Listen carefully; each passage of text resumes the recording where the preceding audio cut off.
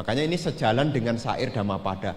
Jangan pernah menganggap remeh perbuatan baik meskipun itu kecil, yang diibaratkan seperti tetesan air hujan.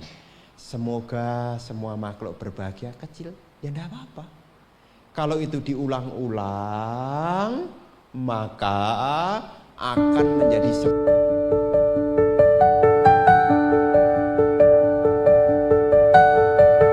para bapak, ibu, saudara-saudari sekalian yang berbahagia. Selamat malam, terpujilah Sang Buddha, Namo Buddhaya. Berjumpa di kesempatan malam hari ini dalam rangkaian kegiatan Dhamma Sakhaca. Tentu di antara ibu bapak sekalian sudah sering berjumpa dengan saya. Meskipun kita sempat tidak berjumpa selama masa Covid, dan rasanya sudah lama sekali saya tidak ke Samarinda. Dan hari ini ibu bapak sekalian, kita punya satu karma baik, sehingga kita bisa menggunakan sebagian waktu yang kita miliki untuk membahas salah satu topik yang menarik, yakni berkenaan dengan tema mengapa kita menderita.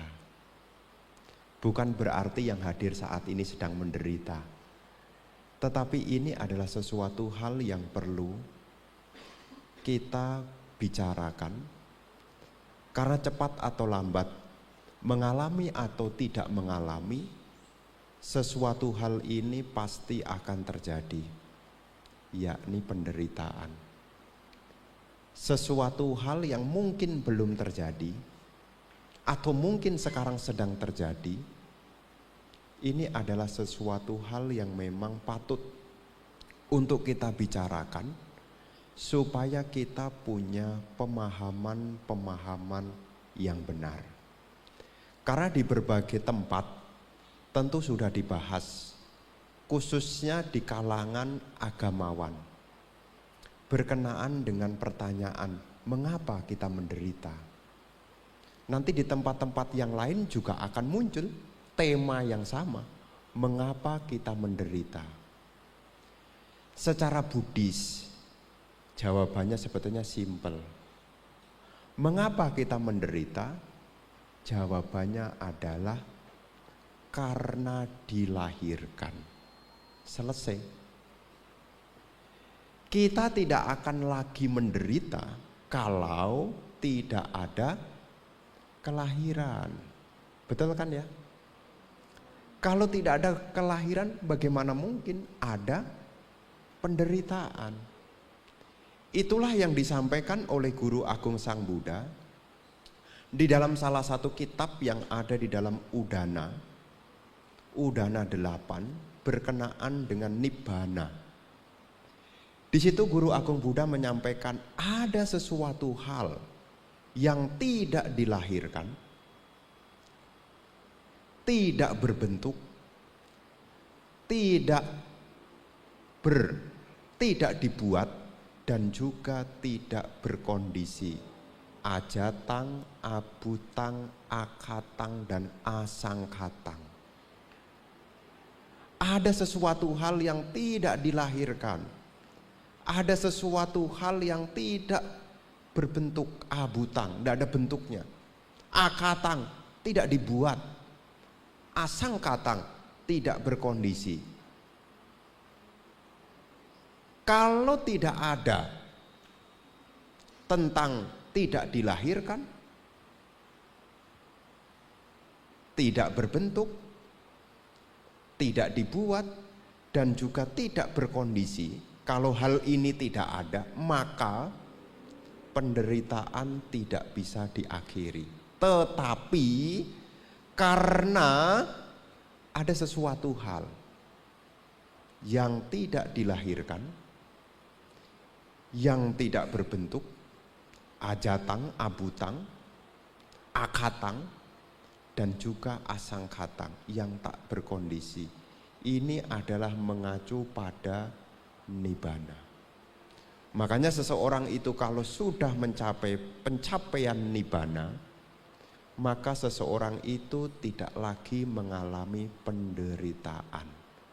Kenapa ini di pembukaan Bante sampaikan? Ini sebagai kabar baik. Ya, jadi jangan berpikir yang macam-macam. Ada kabar baiknya. Kabar baiknya apa? Ada yang tidak dilahirkan. Kalau seseorang itu mencapai nibbana. Jadi kita ini ibu bapak sekalian, kalau mampu mencapai yakni pencapaian nibbana, maka tidak ada lagi penderitaan. Masalahnya bagaimana Bante? Sekarang kita ini kan jadi manusia, belum mencapai nibbana. Banyak cara yang orang pikirkan dari jauh-jauh hari supaya orang itu tidak menderita dari jauh-jauh hari. Bukan hanya sekarang. Yang paling pertama, harapan dari perumah tangga supaya dia tidak menderita harus punya kekayaan. Makanya orang punya kekayaan itu ada alasannya. Alasan yang simpel untuk dunia ini, kalau orang punya kekayaan, dia tidak menderita. Loh Bante, buktinya saya punya tetangga tuh, dia kaya tapi masih menderita Bante. Iya, dia baru kaya materi, belum kaya secara dhamma. Ini mesti dibedakan. Jadi ibu bapak sebagai umat Buddha harus punya dua kekayaan ini. Selain punya kekayaan materi, ibu bapak mesti punya kekayaan dhamma. Karena memang di dunia ini, ya nanti kita ngomong sedikit keluar topik ya. Di dunia ini ada 3 jenis manusia. Dalam Anguttara Nikaya kelompok 3 disebutkan ada 3 jenis manusia. Manusia yang pertama adalah manusia yang buta. Buta itu ya baik kanan maupun kiri sama-sama tidak bisa melihat. Jenis manusia yang kedua, dia cuma bisa melihat satu. Satunya tidak bisa melihat. Dan jenis manusia yang ketiga adalah dia bisa melihat baik mata kanan maupun mata kiri. Apa di sini? Ada 3 jenis manusia. Manusia jenis pertama disebut sebagai manusia yang buta. Artinya apa? Dia hidup tidak punya kekayaan. Dia tidak bisa mengumpulkan kekayaan, dia tidak mampu memperoleh kekayaan. Ini artinya orang hidup tapi buta. Makanya supaya tidak buta, itulah gunanya sekolah. Ya, kan bahasa umumnya kan sekolah supaya tidak kalau zaman dulu supaya tidak buta huruf, bisa baca, bisa tulis. Dan saya yakin umat Buddha di sini sih tidak mungkin ya mengalami jenis yang pertama. Kenapa? Karena di sini sudah punya sekolah. Tinggal anaknya nyekolahkan atau tidak, kan begitu. Jadi memang ada jenis orang yang pertama namanya orang buta. Dia tidak bisa menghasilkan kekayaan, baik itu materi maupun berupa dhamma. Kemudian yang kedua, ada jenis manusia, yakni yang cuma matanya cuma satu. Apa artinya? Dia itu hanya bisa mikirkan bagaimana mendapatkan kekayaan materi. Jadi kemana-mana yang dipikirkan, yang selalu diusahakan hanyalah kekayaan materi. Jadi kalau kita hanya berpikir kekayaan materi terus, ya tidak punya kekayaan dhamma, ini disebut ya orang hidup matanya cuma bisa melihat. Yang dia lihat cuma nanti kalau saya ke wihara dapat apa. Jadi pikirannya kira-kira kalau saya dana 100.000 nanti kembaliannya berapa. Berpikirnya adalah bagaimana mengumpulkan kekayaan berupa materi. Ini jenis manusia yang kedua. Dan jenis manusia yang ketiga ini adalah dia bisa berhasil mengumpulkan kekayaan materi, dia juga punya kekayaan berupa dhamma. Dan ini yang harus kita usahakan. Kenapa Bante? Karena kalau orang punya kekayaan, saya yakin dia tidak menderita. Nah kalau sudah kaya kok masih menderita, berarti perlu punya kekayaan berupa dhamma. Pernah mendengar kita bilang sama orang, kamu sebetulnya kurangnya apa coba? Anak-anak sudah lulus sekolah, kamu mau kemana bisa. Loh kamu kok masih menderita, kamu sebetulnya ngapain gitu loh. Pernah dengar begitu? Berarti dia baru punya kekayaan berupa kekayaan materi. Makanya supaya kehidupan kita ini jadi baik, kita tidak menderita, kita harus punya kekayaan berupa dhamma juga. Ya. Makanya di dalam khotbah-khotbah yang lain, salah satu yang populer, yakni Sang Buddha pernah menyampaikan dhamma kepada seorang pemuda yang bernama Digajanu. Itu salah satunya adalah memotivasi bagaimana perumah tangga itu supaya punya kekayaan materi. Mesti rajin, bersemangat, menjaga yang dimiliki, punya teman-teman yang baik, kemudian mampu menjalankan hidup dengan seimbang, bisa mempertimbangkan antara pemasukan dan pengeluaran. Untuk apa itu? Untuk supaya punya kekayaan materi. Jadi jangan kemudian berpikir, oh Bante, kalau saya ikutin Bante nanti saya jadinya tidak bisa jadi orang kaya. Bisa. Karena Sang Buddha juga menyampaikan khotbah tidak hanya kepada para biku, tetapi juga kepada perumah tangga. Nah kita mendengarkan dhamma ini tujuannya supaya apa? Supaya kita jadi manusia jenis yang ketiga. Mampu memiliki dua, baik mata kanan maupun mata kiri, sama-sama bisa melihat. Satu sisi punya kekayaan materi, satu sisi juga punya kekayaan dhamma. Kenapa kita perlu memiliki kekayaan dhamma Bante? Perlu diingat Bapak Ibu, yang bisa menghentikan kelahiran itu hanya kekayaan dhamma. Kelahiran bisa di stop kalau Anda punya kekayaan dhamma. Kalau kekayaan materi bagaimana Bante? Kekayaan materi itu hanya bisa menghambat satu, usia tua. Nih, jadi kalau Anda yang punya harta bisa diperhambat tuh usia tuanya tuh. Bisa. Jadi usia tua bisa diperlambat. Sakit pun juga bisa diperlambat. Meninggal pun juga bisa diperlambat. Kalau punya kekayaan materi. Tetapi kekayaan materi tidak bisa menyetop kelahiran kembali. Tidak bisa. Tidak ada ceritanya. Anda mau berapapun Anda berdoa, ini saya jaminkan kekayaan saya supaya saya tidak lahir kembali. Tetap lahir lagi. Tapi urusan tiga yang pertama tadi, tua, sakit, meninggal, bisa diperlambat. Bagaimana Bante tahu? Banyak. Untuk perawatan kulit namanya apa ibu-ibu? Bukan.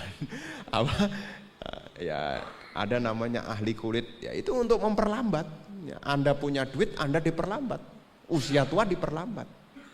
Ya, Anda sakit pun juga dikasih suplemen. Supaya apa? Diperlambat sakitnya. Oh sakit pegel-pegel begitu ya. Ada loh cara memperlambat sakit itu. Ada itu. Kayak atlet-atlet sepak bola itu kalau sakit gitu, cuma disemprot aja. Dia bisa melanjutkan perjalanan pertandingannya sampai pertandingannya selesai. Ada namanya painkiller, membunuh sakit. Tapi sakitnya ya muncul lagi. Jadi kekayaan materi itu memang membantu kita.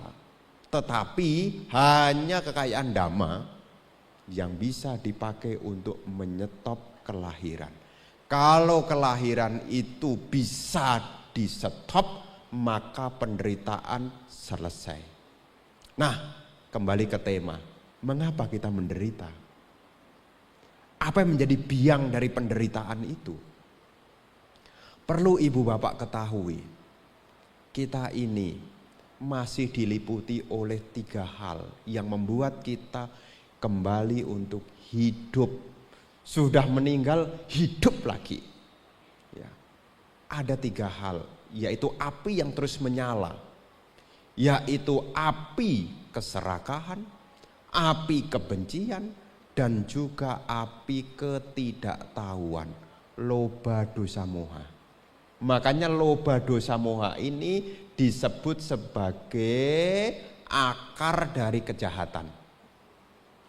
Akar dari kejahatan sama dengan akar dari penderitaan. Di dalam khotbah yang pertama disampaikan oleh Guru Agung Sang Buddha.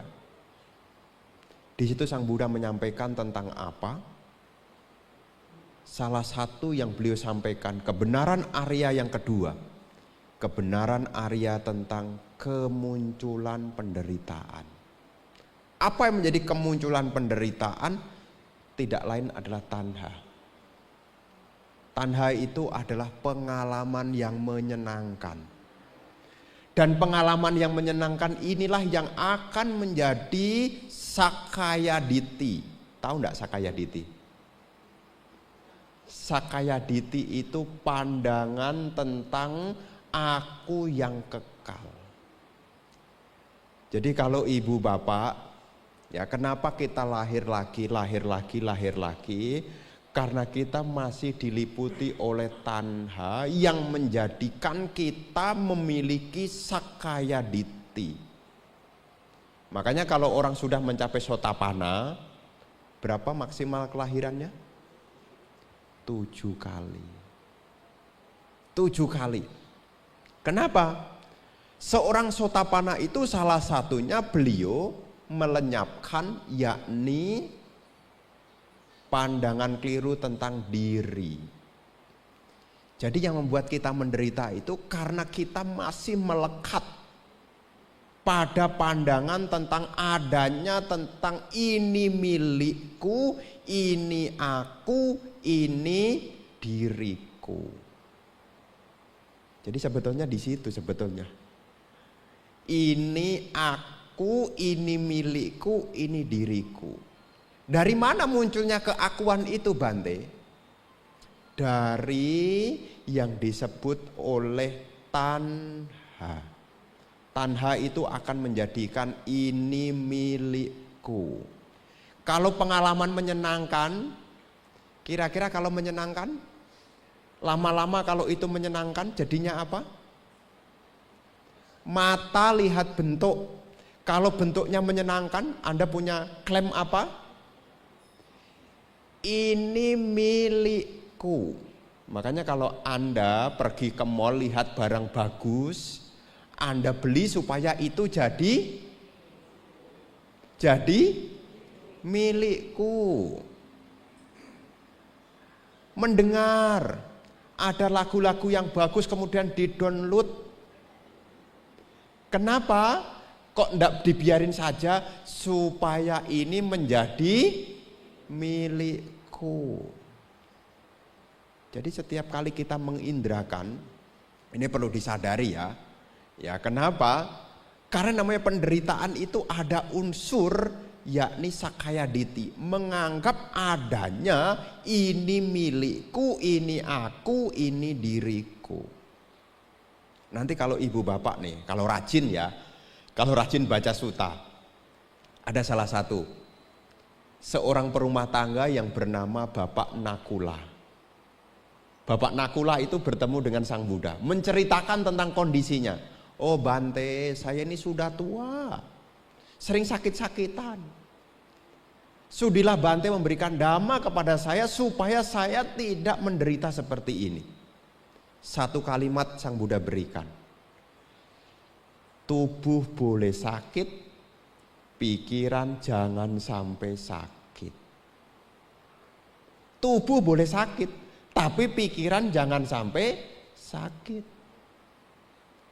Setelah mendengar khotbah itu, beliau bertanya kepada Bante Sariputa, apa maksudnya?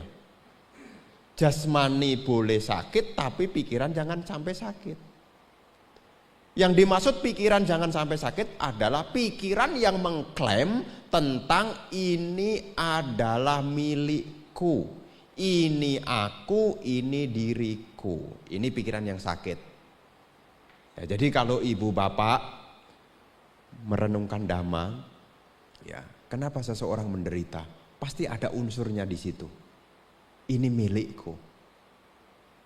Kenapa katakan ini milikku? Karena hal itu mengalami pengalaman yang menyenangkan. Makanya kalau ibu bapak nanti membaca di dalam 4 kebenaran mulia, di situ Guru Agung Buddha menyebut sangkitena pancuk padana kanda duka. Kelekatan kepada 5 gugusan pembentuk adalah penderitaan. Kenapa? Karena 5 gugusan pembentuk itu menghasilkan pengalaman menyenangkan. Saya tanya kepada Anda, tubuh ini menyenangkan atau tidak? Menyenangkan. Kalau tubuh ini menyenangkan, tubuh ini punya siapa? Milikku. Tadi sebelum ke sini minum teh, makan enak, bagaimana rasanya? Itu wedana tuh. Kira-kira senang atau tidak senang? Perasaan menyenangkan itu milikku. Kemarin habis jalan-jalan, lihat tempat yang bagus, punya pengenal namanya Sanya. Sanya yang menyenangkan itu sampai pulang, saking semangatnya, ya pergi ke sana kemudian makan burger, kasih saus, saking semangatnya. Gigit, sausnya pindah ke baju. Sampai rumah, teringat, tempatnya bagus. Gara-gara saus itu ingatan, bagus. Kira-kira pengalaman yang bagus itu lama-lama kita klaim sebagai milikku. Kalau itu milikku datang lagi enggak? Datang lagi. Jadi yang namanya pancakanda baik itu rupa, itu menghasilkan pengalaman menyenangkan. Baik itu rasa, wedana, itu juga menghasilkan pengalaman menyenangkan. Baik itu pengenal, sanya, apa yang pernah kita lihat itu akan kita simpan. Itu juga sebagian menghasilkan pengalaman menyenangkan. Kita berpikir, ya namanya pikiran kita ini kan salah satunya juga masih diliputi oleh bukan nekama sangka apa. Pikiran kita masih diliputi oleh kama sangkapa, masih diliputi oleh nafsu. Makanya kalau mau tidur kan kita mikir, besok masak apa, besok makan apa, napas masuk napas keluar ingatan besok belanja kemana. Kenapa? Karena bentuk-bentuk pikiran itu juga menghasilkan pengalaman menyenangkan. Termasuk juga kesadaran indria. Mata itu punya kesadaran, telinga juga punya kesadaran, dan setiap pintu indria, baik itu kesadaran mata, telinga, hidung, lidah, sentuhan, termasuk pikiran, semua menghasilkan pengalaman menyenangkan. Bayangkan tuh, kalau itu menghasilkan pengalaman menyenangkan, tidak disadari apa yang terjadi. Itulah yang akan membentuk klaim. Ini adalah milikku. Suatu ketika Bante Ananda diberi petunjuk oleh Bante Sariputa. Apa yang diberikan petunjuk kepada Bante Ananda? Bante Sariputa diminta untuk melihat air yang bening. Ketika melihat air yang bening, apa yang tampak di situ? Ya kalau sekarang bukan air yang bening lah. Kalau sekarang adalah cermin. Kalau Anda lihat cermin, yang muncul dalam benak Anda apa? Kira-kira Anda bercermin menyenangkan atau tidak menyenangkan? Umumnya orang bercermin membuat dirinya tambah menyenangkan. Yang belum merah ditambah merah supaya apa? Menyenangkan.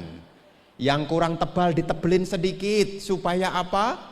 Menyenangkan. Kalau tubuh ini dilihat berulang-ulang dengan perasaan menyenangkan, apa yang muncul dalam diri kita? Ini milikku. Kalau ini milikku berubah, wik parik nama duka. Kalau milikku berubah, kira-kira bahagia atau menderita? Itu baru rupa. Makanya ibu bapak sekalian, kita perlu membicarakan ini supaya apa? Supaya kita tidak salah melihat. Tidak salah melihat. Ya. Makanya di dalam Dhamma Cakkappavattana Sutta, khotbah yang pertama, kebenaran Arya yang pertama tentang penderitaan. Di situ Guru Buddha menyampaikan jati piduka, jara piduka, maranampi duka, soka paridewa duka domana, supaya sapi duka apiyehi sampai yogo duko piyehi wipayogo duko. Yang dimulai dari kelahiran adalah penderitaan. Kenapa kelahiran itu penderitaan? Karena kita lahir-lahir, karena kita masih menganggap ini milikku. Makanya terus terang kalau kita ngomong sehari-hari, kalau yang rusak punyanya orang, kita ngomong apa? Kalau yang rusak punyanya orang? Itu tidak kekal. Kalau yang rusak punyanya orang punya barang, barangnya dihilang, kemudian dia ditipu orang, barangnya tidak dikembalikan. Kalau yang mengalami orang kita bilang apa? Itu tidak kekal. Sedangkan kita mengatakan apa? Mana bisa.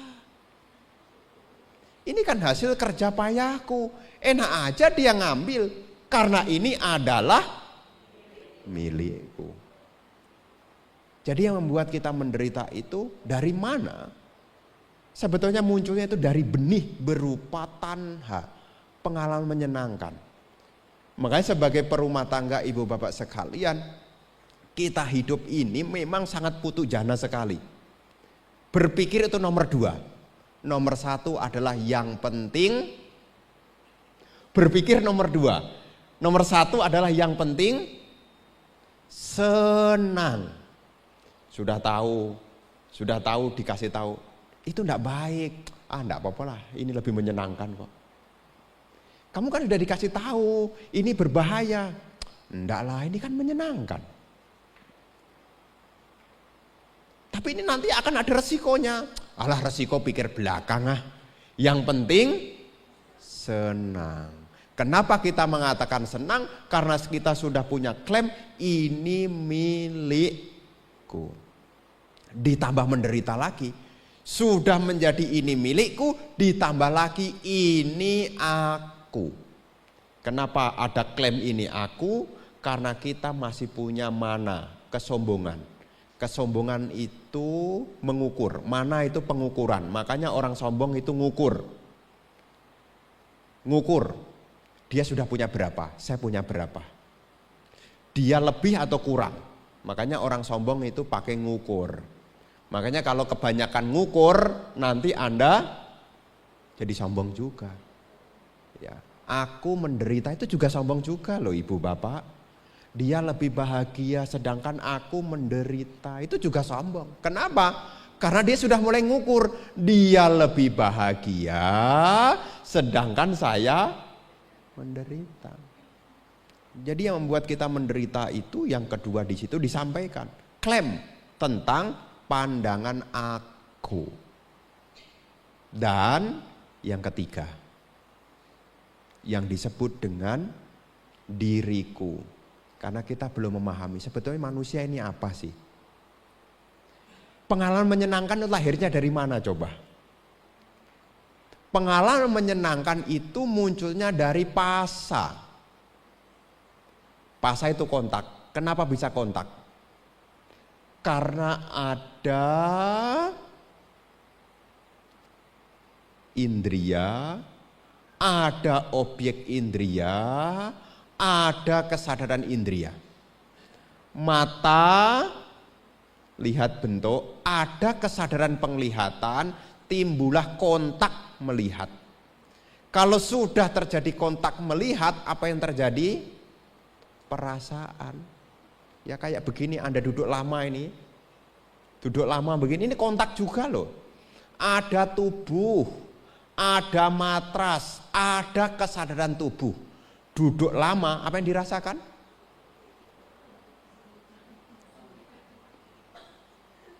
Ada tubuh. Ini supaya Anda tidak menderita, maksudnya begitu loh. Supaya Anda tidak menderita. Aduh, Bante ceramahnya lama banget lagi. Ya baru 30 menit, ya baru 30 menit. Ya. Supaya menyadari ada tubuh, ada matras. Matras itu adalah objeknya tubuh. Kita bisa bersentuhan. Dan tubuh kita ada kesadaran. Karena tiga hal ini ketemu, ada kontak, namanya kontak tubuh. Setelah ada kontak tubuh akan ada rasa. Kalau masih baru, rasanya suka. Tumben saya dapat matras empuk. Nah, suka. Setelah beberapa saat kemudian, karena tidak bergeser-geser, ceramahnya juga kelihatannya masih panjang, sukanya berubah jadi duka. Padahal itu Ibu Bapak, ini cuma perpaduan dari berbagai kontak. Ada tubuh, ada matras, ada kesadaran tubuh, terjadi kontak, ada perasaan. Kalau perasaan ini netral, ya kita baik-baik saja. Karena kita tidak bisa merubah posisi, maka duka jadi kelihatan. Makanya orang itu bisa menutupi duka selama dia bisa ngubah-ngubah posisi. Anda bisa bertahan duduk di bawah begini, sebetulnya Anda juga bagaimana menutupi duka. Ubah-ubah posisi, memang begitu caranya. Makanya kalau kita supaya agak tahan, dengerin begini. Nah, itu, ya enggak apa-apa. Ini cara juga untuk apa? Menutupi penderitaan. Tapi kenapa penderitaan itu suatu saat tidak bisa kita tutupi? Ketika kita tidak bertemu yang menyenangkan, jadi menderita. Belok kiri juga tidak nyaman, belok kanan juga tidak nyaman. Kalau sudah tidak nyaman, nah penderitaan muncul. Makanya Ibu Bapak sekalian, ya Sang Buddha menyebut ya di dalam Samyutta Nikaya ada 3 jenis penderitaan, ada duka-duka, ada sangkara duka, dan juga ada viparinama duka. Viparinama duka ini adalah duka akan perubahan. Nah, jadi di situ Guru Agung Buddha juga menyebut ya, melekat pada hal yang tidak menyenangkan juga penderitaan, melekat pada bentukan-bentukan juga penderitaan, melekat pada sesuatu yang berubah juga penderitaan. Kenapa menderita? Lagi-lagi karena kita menganggap ini milikku. Jadi setiap pengalaman menderita, ini kehidupan ini, pengalaman menderita, karena ada klaim ini milikku. Makanya ajaran Sang Buddha, kenapa kita berjuang untuk mengikis yaitu loba, tidak lain supaya kita tidak mengklaim lagi tentang ini milikku. Makanya seperti pengendalian pintu indria itu, ya, itu sebetulnya nanti urusannya itu kepada bagaimana supaya tidak ada klaim tentang milikku. Ya, klaim tentang milikku. Karena klaim tentang milikku inilah yang menyebabkan kita menderita. Nah, jawaban berikutnya, terus bagaimana Bante? Jalan untuk mengakhiri penderitaan, jalannya cuma satu. Sang Buddha banyak menjelaskan tentang apa itu penderitaan, bagaimana tentang kemunculan penderitaan, dan Sang Buddha juga menjelaskan jalan untuk mengakhiri penderitaan, jalannya cuma satu, yaitu jalan mulia berunsur 8. Jadi Ibu Bapak sekalian, ya di pertemuan malam hari ini, sebetulnya apa yang ingin Bante sampaikan supaya kita menyadari dari sekarang. Tentang apa? 3 hal. Tentang ada pandangan yang keliru sehubungan dengan ini milikku, ini aku, ini diriku. Dari mana munculnya pandangan tentang ini milikku? Dari pengalaman menyenangkan. Jadi kalau sesuatu yang menyenangkan itu kita alami tanpa kita sadari, lama-lama akan ada merasa memiliki. Terus bagaimana Bante? Kita juga harus perlu belajar tentang meditasi. Salah satunya adalah memahami tentang anicca. Sesuatu hal yang dibentuk ini sifatnya adalah tidak kekal. Kalau sesuatu hal yang ini tidak kekal, ya, di tempat yang lain saya cerita, tahu enggak rasanya tidak kekal itu apa? Rasa ketidakkekalan itu apa? Di mana-mana rasa ketidakkekalan adalah duka. Makanya sangkara paramaduka. Bentukan itu adalah penderitaan. Kenapa? Karena bentukan itu sifatnya adalah mengalami kemunculan, keberlangsungan, dan kepadaman. Makanya rasa dari perubahan adalah rasanya menderita. Duduk di sini sudah banyak mengalami perubahan loh. Napas masuk, napas keluar, napas masuk, napas keluar, napas masuk, napas keluar. Ini sudah banyak kali perubahan. Rasa dari perubahan adalah penderitaan. Makanya kalau ada orang yang berpikir bagaimana untuk mengakhiri penderitaan, jawabannya satu, jangan dilahirkan. Bagaimana untuk tidak dilahirkan? Jalannya adalah praktek jalan mulia berunsur 8. Karena jalan mulia berunsur 8 itu jika dipraktekkan, seseorang akan mampu menembus tentang pandangan-pandangan yang keliru. Terkhusus adalah pandangan tentang adanya diri yang kekal, yang disebut dengan Sakkaya Ditthi, menganggap adanya diri yang kekal. Karena berpikir diri ini tidak berubah, aku ini tidak berubah. Makanya ada orang dibuat menderita, ya.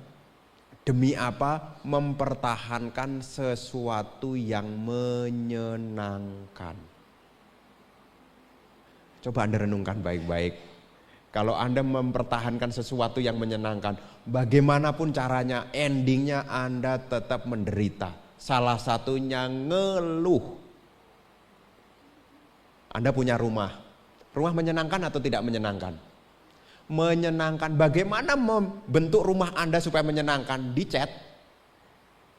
Kira-kira kalau sudah dicat kira-kira bertahan enggak? Luntur. Kalau luntur Anda bilang apa? Baru 2 kali imlek sudah luntur. Anda berpikir ingin mempertahankan sesuatu yang menyenangkan, sedangkan sesuatu yang menyenangkan ini berubah. Maka Anda mulai mengeluh.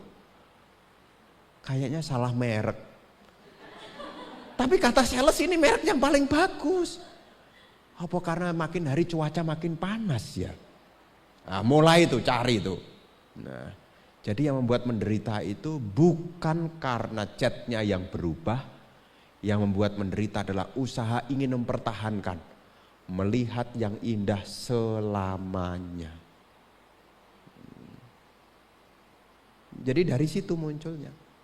Makanya kita perlu belajar Dhamma. Ini sebetulnya bagian kekayaan yang nomor 7 sebetulnya. Di dalam 7 macam kekayaan itu, nomor 7 adalah panyadana. Ya, kekayaan berupa kebijaksanaan. Kan ada 7 macam kekayaan Arya. Ada sada, ada sila, ada hiri, ada otapa, ada bahusaca, ada caga, dan panya. Ini kekayaan nomor 7 sebetulnya, yang paling puncak. Bagaimana supaya orang tidak menderita? Ya, kita harus berjuang mengikis kita punya yang namanya nafsu-nafsu kesenangan. Yang diawali dari praktek jalan mulia berunsur 8. Harus punya pandangan benar, pikiran benar, ucapan benar, perbuatan benar, penghidupan benar, usaha benar, perhatian benar, dan juga konsentrasi benar. Nah, Ibu Bapak sekalian, mungkin ini yang ingin Bante sampaikan, karena ini Dhamma Sakaca ya. Jadi kalau ada hal-hal yang mungkin belum dimengerti, belum dipahami, ya kita akan gunakan waktunya untuk ya diskusi. Jika ada hal lain yang mungkin dari pemaparan, ada yang mungkin ketinggalan, ya Anda mungkin bisa menyampaikan. Ya terima kasih atas perhatiannya, ini sebagai penghantar, semoga bisa dipahami, semoga kita bisa mengikis keakuan kita. Sehingga klaim-klaim tentang milikku, aku, diriku mampu kita tinggalkan. Dengan demikian pelan-pelan penderitaan pun juga akan mampu kita lenyapkan. Sekian terima kasih, semoga Anda berbahagia, semoga semua makhluk berbahagia.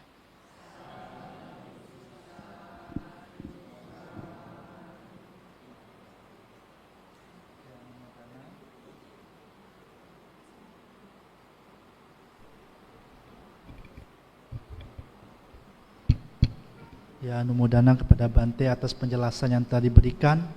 Mengapa kita menderita, yaitu karena kita telah dilahirkan jatipi duka.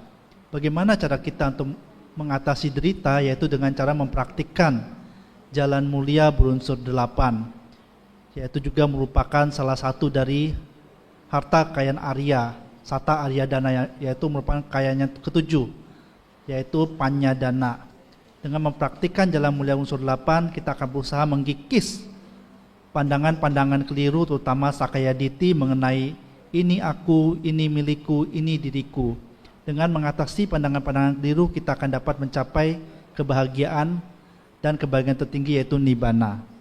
Selanjutnya, kami mempersilakan kepada Bapak Ibu, saudara-saudari, apabila ada yang masih kurang jelas atau masih diragukan, bisa ditanyakan. Kita mempergunakan kesempatan yang baik ini untuk memperoleh salah satu berkah.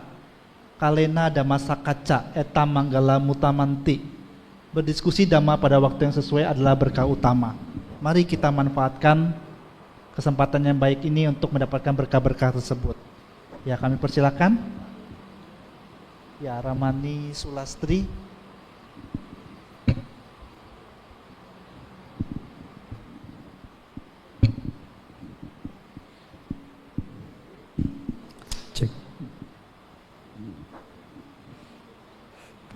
Namo Buddhaya Bante.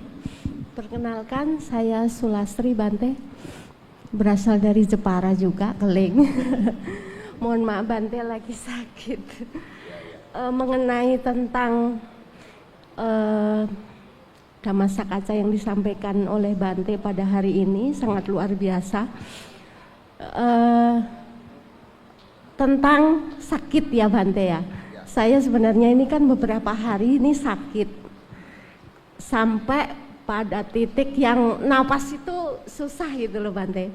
Terus saya selalu ingat kalau tubuh jasmani ini sakit, diusahakan pikiran tidak sakit. Itu berulang-ulang direnungkan, tapi lama-lama tetap aja ada kebencian Bante. Kok bisa gini nggak sembuh-sembuh gitu. Terus sampai obat itu ganti-ganti gitu kan Bante, timbul kebencian lagi gitu. Nah itu kan berarti masih melekat terhadap aku Bante. Tapi pertanyaan saya di sini Bante, tadi mengatakan kalau sakit bisa disembuhkan, usia itu bisa diperpanjang. Kemudian demikian pula tua bisa dengan memakai skincare atau apa gitu Bante ya, diperlambat. Nah untuk sekarang ini kan banyak sekali saya lihat artis-artis, bahkan bukan artis-artis saja, orang yang punya kekayaan itu bisa menghambat penuaan Bante. Di dalam Buddhis itu apa melanggar Dhamma atau tidak Bante? Mohon pencerahannya, terima kasih. Nah, sebetulnya tentang sakit dulu. Banyak faktor yang menyebabkan sakit.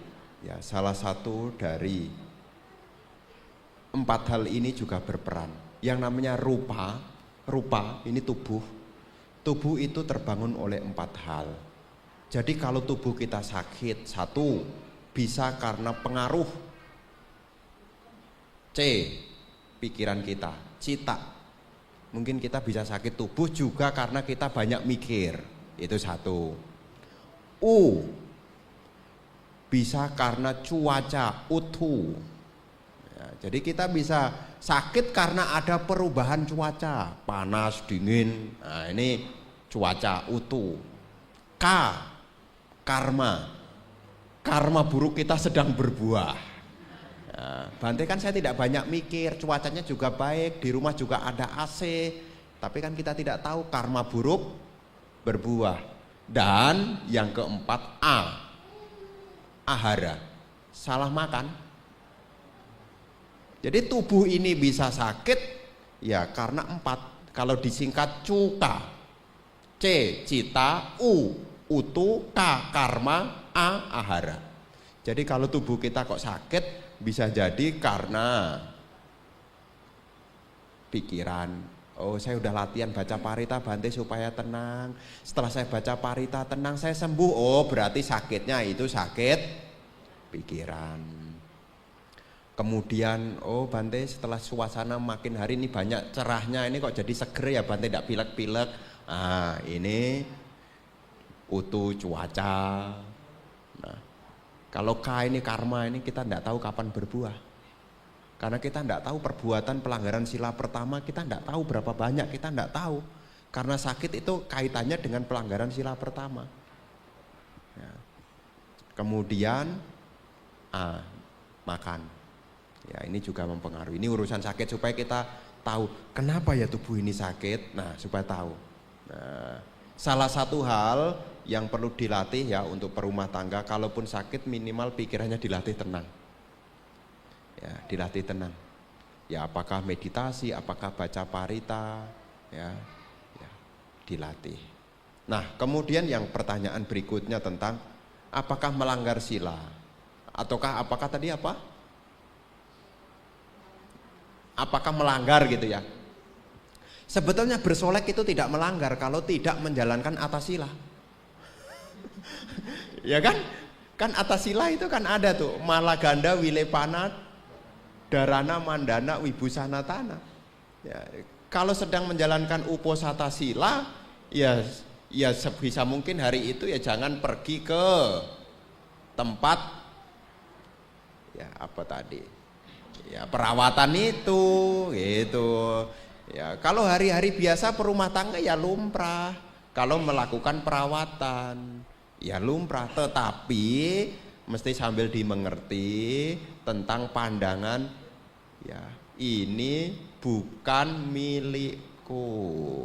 Saya merawat ini tujuannya untuk membantu. Karena kalau tidak dirawat ya ndak elok. Jangan kemudian Bante, kata Bante kan tubuh ini bukan milikku.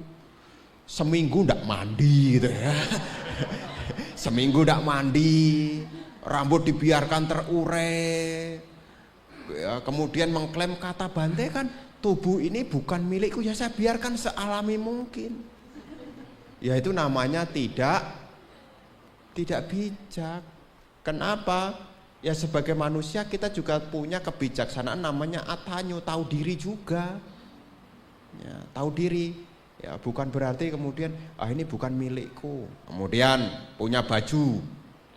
Dari pertemuan kemarin putih, pertemuan berikutnya putih, dan aromanya juga makin hari makin sedap juga. Terus ditegur sama temennya, ini bajumu berapa lama? Ya sudah dari baru. Kok enggak pernah dicuci? Lah kata Bante kan ini kan bukan milikku. Ya bukan begitu juga. Nah, takutnya nanti malah jadi micaditi di situ, pandangan keliru yang baru. Wah, kemudian berhari-hari tidak gosok gigi. Ya tidak gosok gigi. Kenapa kok enggak digosok? Nanti kalau terlalu bersih menghasilkan pengalaman menyenangkan, nanti saya mengklaim ini adalah gigiku. Jadi saya biarkan kotor. Ya bukan begitu juga. Ya, jadi jangan sampai muncul pandangan keliru yang baru lagi. Tetap tubuh ini dirawat sebagaimana mestinya, tetapi harus dipandang tubuh ini bukan milikku. Tetap dirawat loh ya. Jadi jangan sampai nanti sakit dibiarin, pilek dibiarin. Ya, kita harus bijaksana, ya, bijaksana. Jadi sejauh kalau kita pun bersolek, sejauh kita saat itu tidak menjalankan 8 sila ya perumah tangga ya boleh saja. Dasarnya di situ. Ya. Bisa dimengerti ya. Selanjutnya Ibu Saudari Erlin Tristio.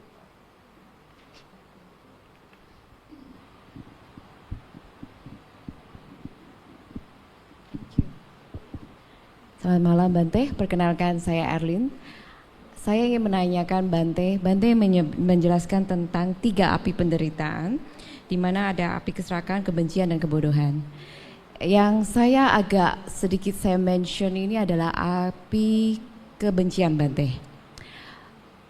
Kita sebagai Buddhis, kita tentu saja diajarkan mengembangkan metta ya Bante, untuk sebagai penangkisnya ya. Tetapi terkadang kalau dalam hal praktek, terutama di kalangan Buddhis itu sendiri, itu tidak gampang Bante. Dan nampaknya api kebencian inilah sampai membuat orang itu bisa menahan kebenciannya bertahun-tahun gitu Bante. Nah, apa yang kita harus sikapi ya terhadap orang-orang di kalangan kita sendiri aja dah Bante. Kita nggak perlu keluar karena kan kita menekankan kembangkan metta. Nah itu bagaimana Bante? Terima kasih. Nah, ciri dari seseorang mengembangkan metta, ya. Ciri dari orang mengembangkan metta. Kenapa kita mengembangkan metta? Itu ada alasannya. 1, tahu bahaya dari kebencian, tahu bahaya dari kemarahan. Kalau seseorang tahu bahaya dari kebencian, tahu bahaya dari kemarahan, apakah seseorang itu ada kebencian? Maksudnya kita tahu tapi tidak yakin itu loh. Ya saya tahu Bante marah itu tidak baik, tapi saya, mulai tapi saya. Ya, kita tahu tapi kita tidak yakin. Dan untuk mendapatkan level sampai keyakinan itulah butuh pengulangan. Direnungkan bahaya dari kebencian. Ya, orang benci itu ada bahayanya, orang marah itu banyak ruginya. Bahkan ada salah satu sutta nih di dalam kitab suci berkenaan dengan bahaya dari kemarahan. Orang yang marah itu tidak punya teman. Kalau orang sering marah-marah tidak akan punya teman. Coba aja. Mana yang cocok? Oh saya suka loh sama dia. Soalnya dia suka marah-marah. Ada?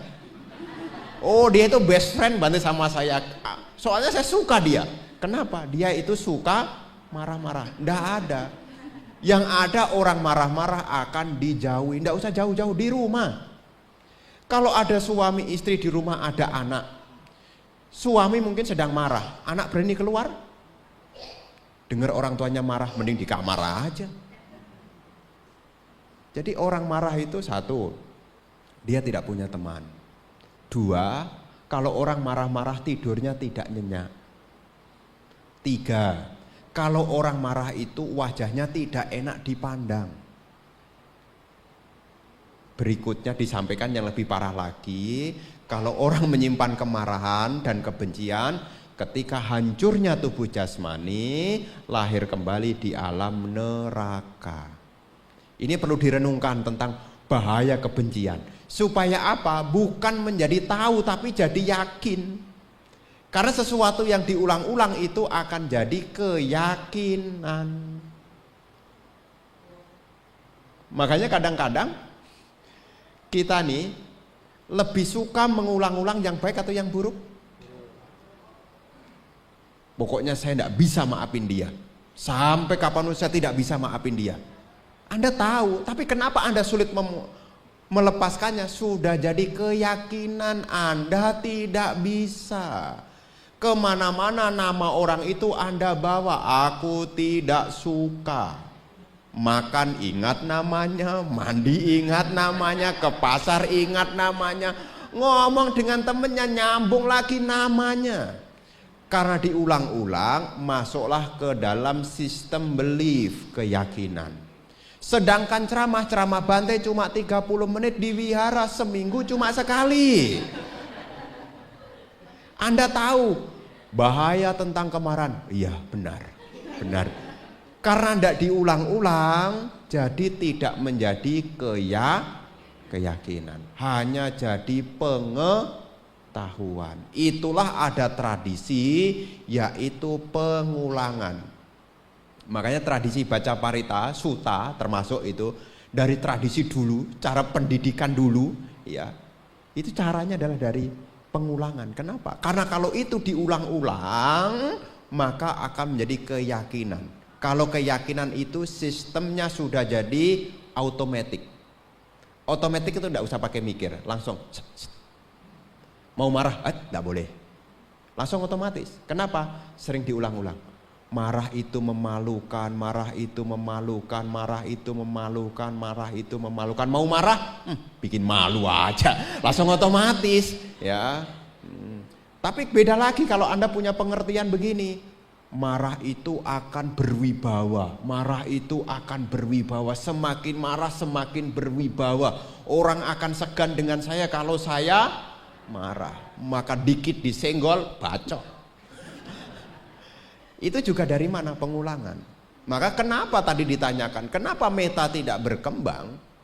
Karena berhenti pada pengetahuan, tidak direnungkan tentang bahaya dari kemarahan, tidak direnungkan bahaya dari kebencian. Itu patut direnungkan. Jadi sebelum Anda menyampaikan, semoga saya berbahagia, semoga makhluk-makhluk di depan saya berbahagia. Sebelum kita menyampaikan itu, kita tahu landasannya, yakni tahu bahayanya. Kenapa Anda cuci tangan? Karena Anda tahu bahaya dari kekotoran. Ya, jadi kenapa meta sulit berkembang? Ya karena kita tidak merenungkan bahaya. Nanti dicoba ya. Ya, jadi kalau coba nih, ya kalau Anda pas nganggur nggak ngapa-ngapain, marah itu bikin buruk rupa, marah itu memalukan, marah itu akan kelihatan seperti orang tidak waras, marah itu akan membawa ke alam neraka. Kalau itu diulang-ulang, mau marah, enggak jadi. Anda boleh coba. Ya, Anda boleh coba. Ya. Jadi kalau Anda mau latihan yang baik, misalnya sabar, Bante latihan sabar kok sulit, Anda rubah tuh. Sabar itu indah. Sabar itu banyak rezeki. Jadi nanti kalaupun ada hal yang membuat Anda tidak sabar, saya mesti sabar karena sabar itu indah. Sabar itu akan bawa rezeki. Kira-kira mau praktek sabar enggak? Ya. Itu salah satu, yaitu kebiasaan tradisi mengulang. Makanya baca parita diulang-ulang, baca suta diulang-ulang. Ya, supaya apa? Masuk ke dalam bawah sadar. Dan ini sangat berguna, ya, berguna. Ya. Kalaupun seandainya orang di sekitar kita mungkin tidak tahu pancaran meta dari kita, itu urusan orang lain. Kapan hari ini, Pak, saya ngajar meditasi. Terus ada pertanyaan dari umat. Bante, kalau saya mengembangkan cinta kasih, kira-kira teman saya sebelah tahu enggak Bante? Kalau saya mendoakan dia semoga dia berbahagia, kira-kira sebelah saya tahu enggak Bante? Ya saya bilang, kita tidak tahu yang di luar kita, tetapi kita tahu saat itu kita tidak membenci. Itu yang kita tahu. Ya. Jadi kadang-kadang kan kita pengen semoga makhluk bahagia, kira-kira tahu enggak? Terus ada umat yang tanya lagi, Bante di rumah saya punya anjing, anjing itu galak Bante. Terus saya pancarkan meta, semoga dia berbahagia, semoga dia berbahagia. Kok masih gonggong ya Bante? Ya coba aja ditekunin, ya ditekunin, ya siapa tahu, kan kita enggak tahu. Karena dari yang kita yakini bahwasanya seperti Guru Agung Sang Buddha ketika berhadapan dengan Nalagiri, Ya, gajah yang mabuk itu, kan saat itu Sang Buddha mengembangkan meta. Mungkin sekarang meta kita belum, tapi dari hasil pelatihan-pelatihan ini akan menjadi kekuatan. Makanya ini sejalan dengan syair Dhammapada. Jangan pernah menganggap remeh perbuatan baik meskipun itu kecil, yang diibaratkan seperti tetesan air hujan. Semoga semua makhluk berbahagia, kecil ya enggak apa-apa. Kalau itu diulang-ulang, maka akan menjadi sebuah keyakinan. Tidak ada kebencian. Kalau tidak ada kebencian, ya kalaupun kita masih lahir kembali, tidak mungkin jatuh di alam menderita. Begitu ya? Ya. Jadi kalau dengerin ceramah yang baik diulang-ulang supaya jadi keyakinan, ya. Ya, selanjutnya Pak Padma.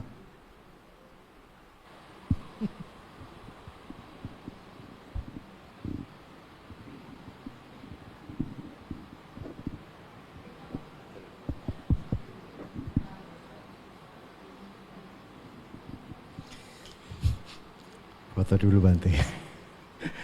Selamat malam Bante, Namo Buddhaya. Perkenalkan, nama saya Padma Bante. Saya dari, mertua saya dari Jepara Bante. Ya, mertuanya.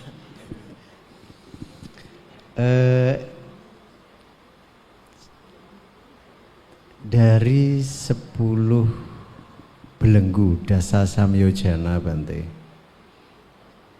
Belenggu pertama Sakaya Diti, Wicikicca dan Silabata Paramasa Bante. Untuk seseorang mencapai tingkat kesucian Sotapanna itu kan harus mematahkan, melenyapkan, bukan hanya mengikis tapi melenyapkan belenggu 1, 2, 3 itu tadi Bante. Dan yang Bante tadi utarakan tentang Sakaya Diti, tentang pandangan, tentang keakuan, egoisme ini kok sulit untuk dihapus Bante ya. Jadi serasa bahwa pencapaian tingkat Sotapanna itu sangat sulit sepertinya. Karena belenggu 1 aja sudah sangat sulit Bante. Kalau melihat diri sendiri ini kan kadang-kadang keakuan tuh masih tebal Bante. Jadi kalau ingat bagaimana keakuan ini kadang-kadang kita meditasi, coba untuk retreat, di dalam retreat vipassana itu kadang-kadang kita meditasi tapi kalau ada apa-apa kita hanya menonton diri sendiri. Saya bukan sebagai aku, tapi kita menonton diri sendiri, kita berada di luar melihat ke dalam diri. Tapi kenyataan setelah retreat itu dipraktekkan dalam kehidupan sehari-hari, tetap kita merasa ini milikku Bante. Nah, kesulitan gitu. Kita berhubungan dengan keluarga, ini istriku, ini anakku, ini rumahku misalnya gitu. Kok nggak bisa seperti orang-orang yang sudah mencapai kesucian Bante? Untuk mencapai mengikis keakuan itu gimana Bante ya? Apa mungkin dengan, kalau mau berdana ya mungkin kita tidak seperti dengan Anathapindika yang begitu tahu citawana, mau dibeli dia rela mengorbankan semua hartanya Bante sampai dia miskin gitu misalnya. Atau seperti kisah Bodhisattva Pangeran Wesantara Bante, dia bisa melepaskan, rela istrinya dilepas, hartanya, anaknya. Itu sepertinya dia tidak pernah berpikir ini saya pokoknya ketika orang memerlukan harta saya langsung dia kasih gitu Bante. Nah kita belum bisa seperti itu Bante ya.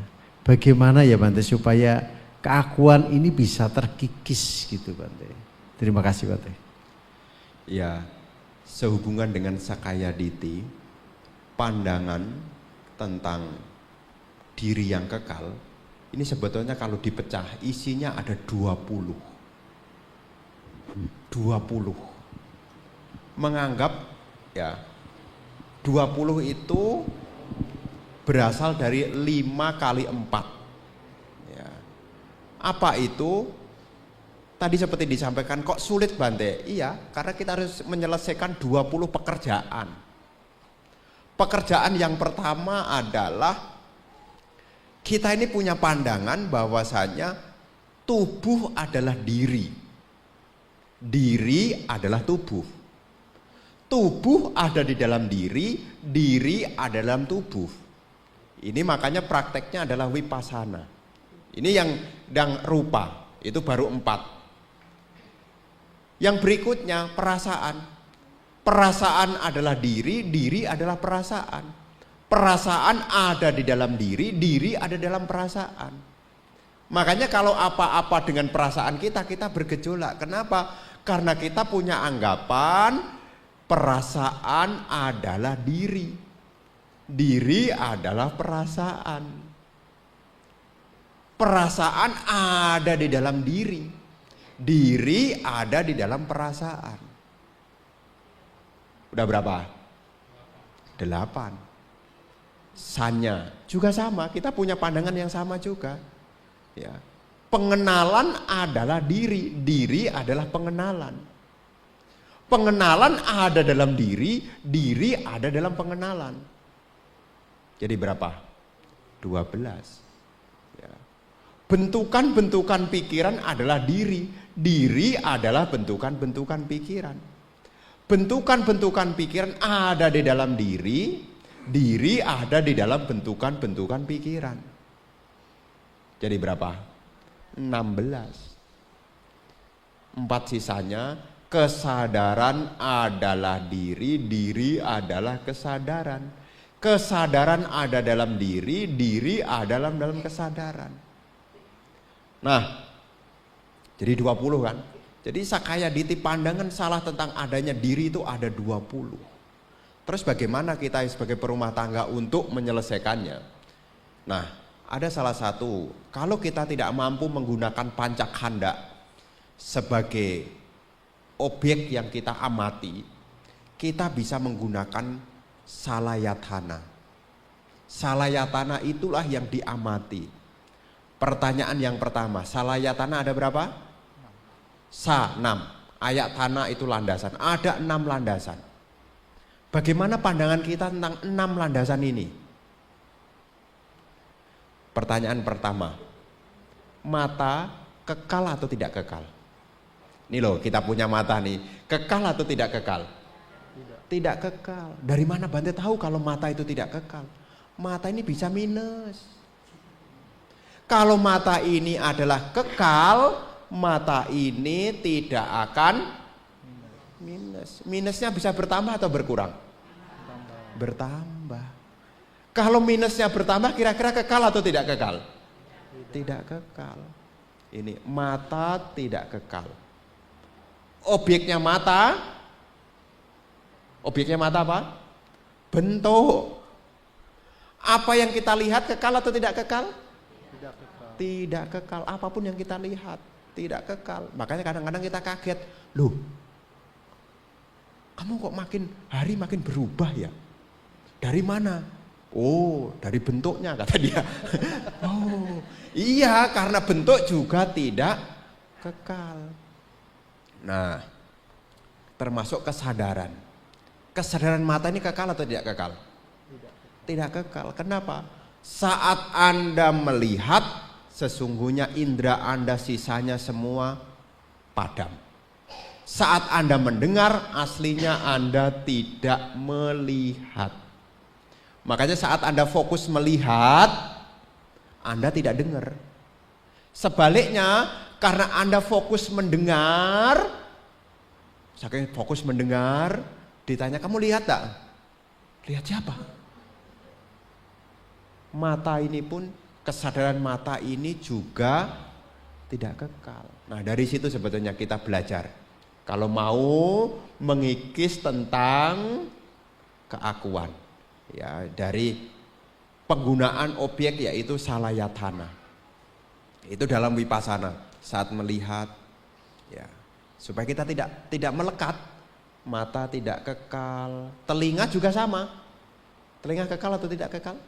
Telinganya nih tidak kekal. Taunya dari mana telinga Anda tidak kekal? Bante, yang lalu itu volume 10 sudah cukup. Sekarang dinaikkan, ya. Telinga ini juga tidak kekal. Dari situ sebetulnya melihat tentang sebelum kita ke anatasannya, kita mengawali dulu dari anicasanya.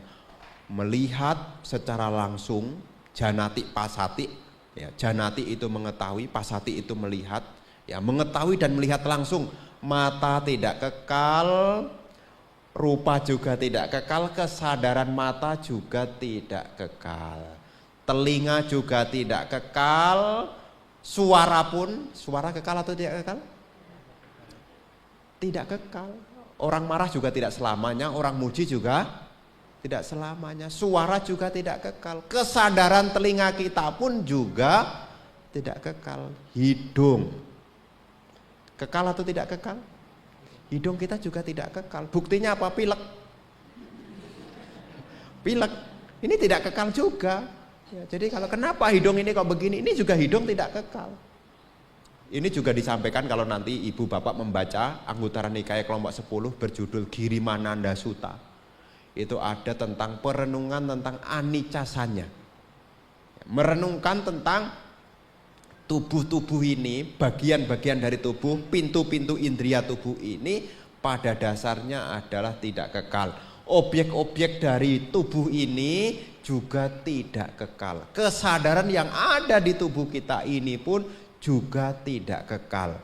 Kalau semua yang ada di tubuh kita ini meliputi dari pikiran sampai apa yang ada dari luar, mata, telinga, hidung, lidah, sentuhan, semua tidak kekal, maka akan diikuti pengalaman tidak menyenangkan.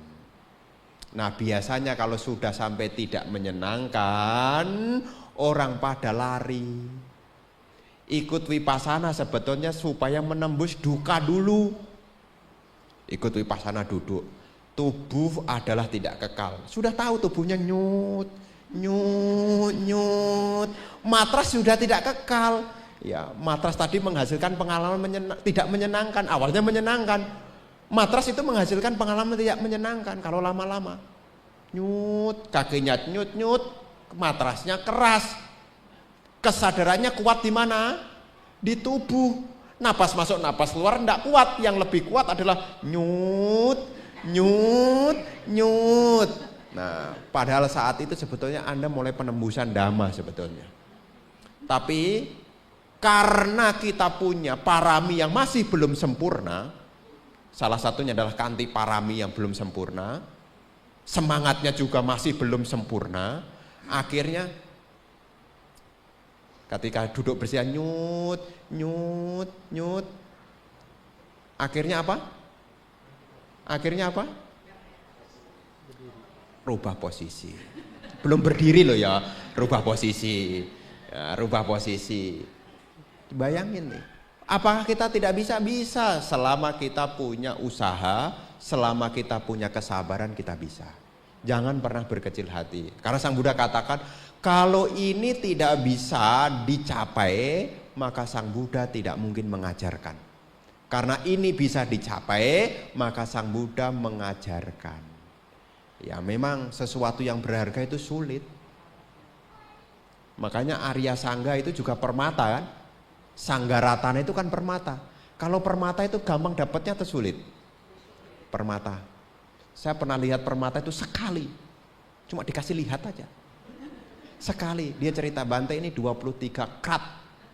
Kecil. Ada kertasnya kecil. Cuma dikasih lihat. Itu yang kecil. Ya. Belum yang gede. Ya. Saya percaya itu permata, kenapa? Soalnya ada kwitansinya.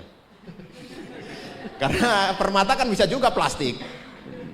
Saya percaya, oh ini loh diamond, oh kecil nilainya tinggi. Dan itu cara mendapatkannya juga harus dibeli dengan harga yang mahal. Mahal. Sama pencapaian Arya ya, Sotapati, Sakadagami, Anagami, Arhati mahal. Mahal karena ini permata juga, ini sangga ratana loh ya. Ratana itu permata, sesuatu yang berharga, mahal. Ya, selain jumlahnya langka, cara mendapatkannya juga susah. Buddha ratana nih, permata Buddha, untuk munculnya menjadi sama Sambuddha, Pertapa Sumedha, butuh waktu berapa lama? 4 asangkaya kapa, 100.000 kapa. Jadi permata Buddha ratana. Nah, ini permata sangga ratana. Sotapanna itu juga permata sangga loh ya. Ya, kan ada tuh. Kalau baca Sangga Nusati itu. Mereka adalah 4 pasang makhluk yang terdiri dari 8 jenis makhluk suci. Ini ratana juga, ini permata. Gitu.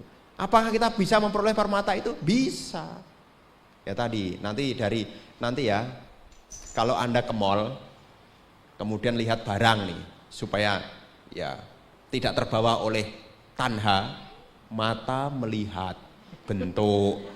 Nah, bentuk ini tidak kekal. Saya bisa melihat ini karena ada kesadaran penglihatan. Terus kemudian duduk ada aroma seberahnya. Ini hidung juga tidak kekal. Aroma ini juga tidak kekal. Saya bisa mencium di sini karena saat itu saya punya kesadaran penciuman. Nah, jadi ibu bapak sekalian, kalau kita mau menekuni, ya kita bisa. Ya, maunya kan simpel. Ya, seperti di Sutta.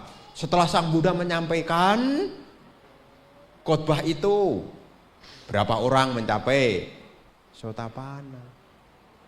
Tapi kan kita belum tahu bagaimana usaha pendengar itu. Maka dalam hal ini ya nanti bisa dipakai. Kalau kita menggunakan pancakanda sebagai objek kesulitan, kita bisa menggunakan salayatana.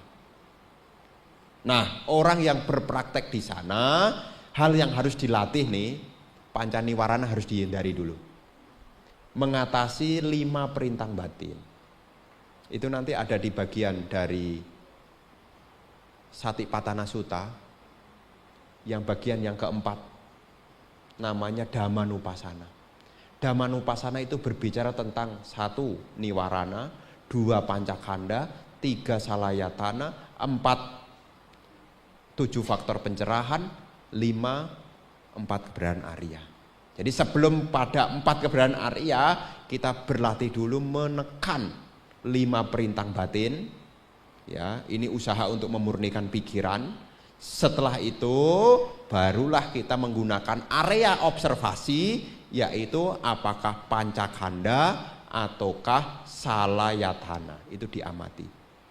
Mata ini kekal atau tidak kekal.